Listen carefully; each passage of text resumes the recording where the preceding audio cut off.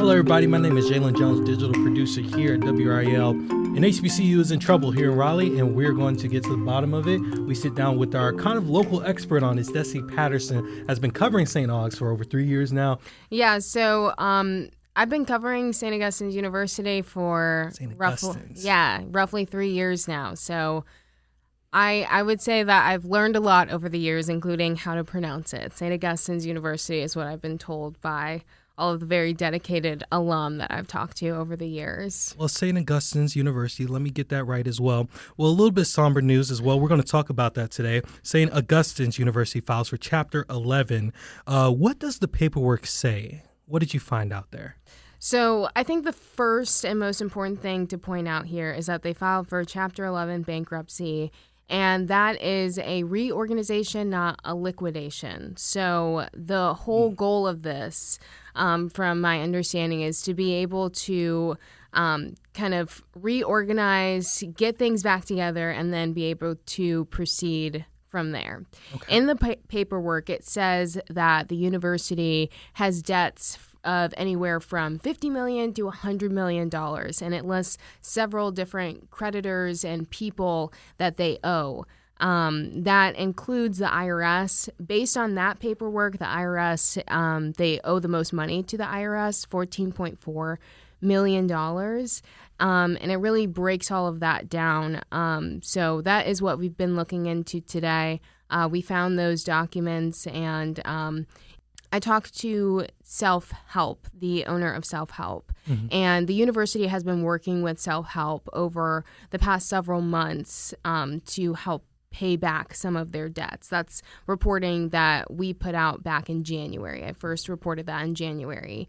So I talked to the founder of Self-Help today, and he says that he thinks that this is a good and responsible path forward for the university. Absolutely. If you guys we're dropping you right in the middle of this. If you guys want to find out how this all came about, we have a full timeline on WRAL.com. Go to WRAL.com, search St. Augustine's. We have a full timeline of all this. I'll also link that to this video as well.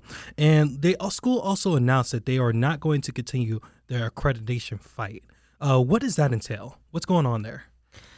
So as I mentioned, I've been covering St. Aug now for roughly 3 years. In the time that I have been covering St. Aug's up and downs, its accrediting board has voted at least twice to revoke its membership or to take its membership away, its accreditation.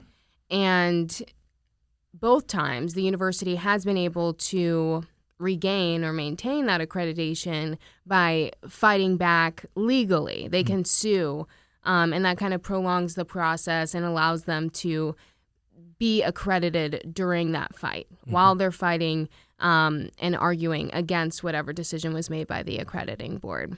So here we are now. And the university, so I sent the university a list of questions once we found this paperwork. And one of the questions that I asked was, how does this impact the accreditation? What are we looking at here? How do we go forward?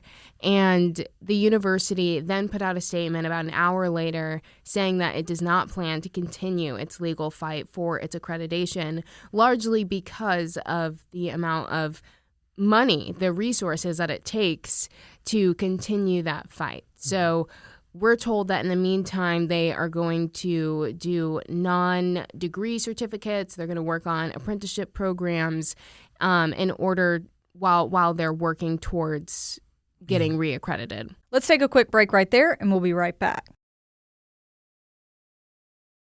Let's go back to Chapter 11. Is this a good or a bad thing for the students? Because I think that's really kind of the soul of this. What is this for the students?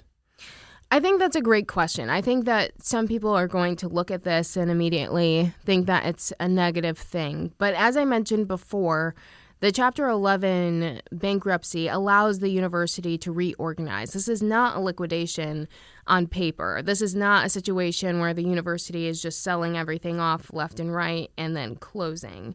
So this gives the university an avenue to move forward, which I think, depending on who you ask, that is good news for the university and for its students. As we just talked about, the university has also opted to no longer fight for its accreditation. So that's a negative for the students who maybe wanted to continue their education at the university. On the university website, they listed this long list of FAQs, frequently asked questions regarding this in anticipation of putting this news out. One of the things that they mentioned was that they technically are accredited through May 15th, and their commencement is just a few days before that. So technically, anybody who is graduating this spring, they will still leave with an accredited degree. It's the larger concern. The larger concern is for the students who are maybe sophomores or freshmen, and them wanting to continue their education at the university because that will not be an accredited degree. So, I mean, I think that there are some pros and cons to it, but as I mentioned before, the founder of Self-Help said that he views this as good and responsible, and the university is, touting this as a positive thing.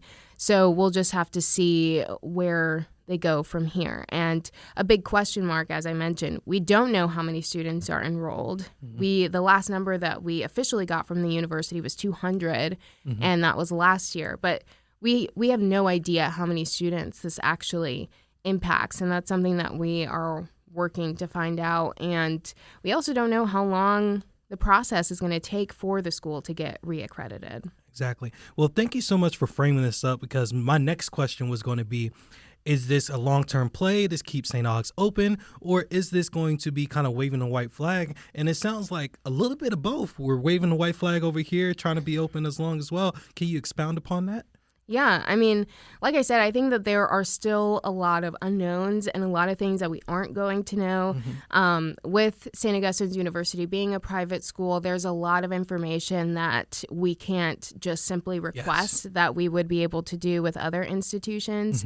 So a lot of it is a waiting game. I mean, I asked for interviews with the school's leadership 6 different times since the beginning of the year, since January, and never got a response from the school's leadership. So that tells you how limited we are in terms of getting information.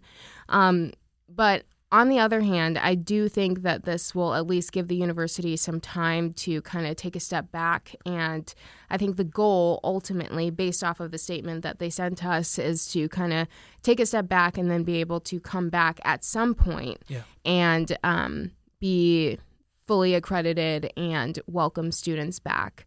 But like I said, there's a lot of unknowns. Absolutely. Well, thank you so much for showing us that process journalism here. You've been asking the questions, and, we're going to give you the answers when we get them as well. Where can people find you online? Where can people find you on the socials? Sure. Well, I'm probably the most active on Instagram. So my handle on Instagram is destinee.tv, and my name is spelled DESTINEE. .tv. And then on Facebook, it's Destinee Patterson TV. So that's what I'm on the most. I do also have a TikTok. It's Destinee P TV. So a lot of different handles there, but unfortunately, they didn't have my handle for each one. We'll send an email. We'll get that cleared up for you. Thank you so much for your time. Thank you. And thank you for listening to the WRAL Daily Download and for making us part of your morning routine. Another great way to get WRAL news is the Morning Briefing newsletter. That's a daily email with triangle news, events, and headlines to help you get ready for the day. You can sign up at WRAL.com/newsletter.